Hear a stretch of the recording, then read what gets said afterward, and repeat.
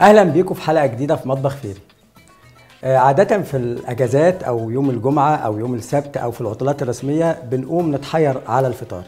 تعالوا معانا النهارده في مطبخ فيري نعمل لكم فطار كونتيننتال، يعني حاجه شيك قوي بدل الفطار العادي اللي احنا متعودين عليه.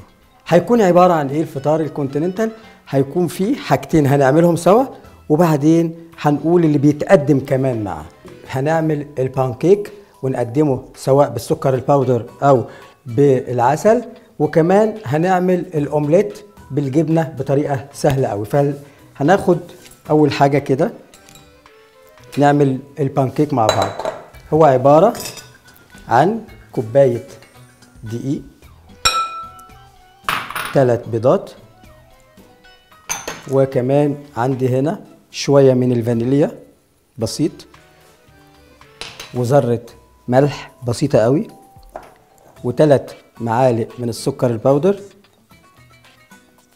وكمان معلقه من البيكنج باودر. كل ده هنقلبه مع بعضه مع معلقتين من الزبده السايحه، ده اساس في البانكيك. واخر حاجه هنضيف كميه من اللبن، وهنزود اللبن شويه بشويه لغايه ما احصل على القوام اللي انا عايزه. ليه؟ الخليط ده كله بياخد كوبايه لبن، انا حاطط هنا كوبايه ومعلقتين عشان هستفاد من بقيه اللبن ده في حاجه تانية دلوقتي واحنا مع بعض. كده بعد ما حطينا الزبده وساحت معانا هناخد البانكيك سريعا كده لان الطاسه سخنه اهو، ونفضيها ويدوب تاخد اللون من تحت من الناحيه اللي جوه، نقلبها بمنتهى السهوله. بعد كده ما نقلبها الناحيه التانية هتحسوا ان شكلها مستوي. بعد كده هنقدمها في اطباق، هنقلبها. بعد ما نقلبها نوريكم البيض الاومليت هنعمله ازاي، بس هنقلب لكم واحده. خلاص احنا كده خلصنا اول واحده وتاني واحده، هنقلبها بالراحه، والتالتة، ونكرر العمليه لغايه ما نخلص كل الكميه الموجوده معانا من البانكيك. بعد ما هنطلعهم هنرش عليهم يا اما سكر بودره او زي ما قلنا هنحط عليهم شويه من العسل الابيض. في ناس بتحب صوص الشوكولاته، ما فيش مشكله، اللي انتوا عايزينه حطوه عليه، يبقى معاكم البانكيك جاهز بالهنا والشفا.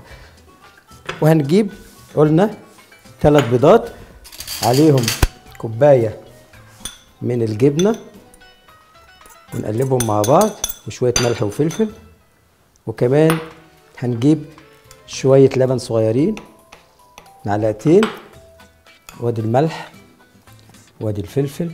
ما نكترش ملح لان الجبنه بيبقى فيها نسبه ملح كتير، فعشان كده عايزين نحصل على حاجه طعمها كويس قوي. طبعا ملاحظين ان انا بعمل لكم حاجات سهله جدا. عايزكم بقى طبعا نصيحه فيري لكم النهارده، ما تستعجلوش، استمتعوا بالويك اند بتاعكم. ده نوع من انواع الاومليت بسيط قوي وسهل جدا اهو.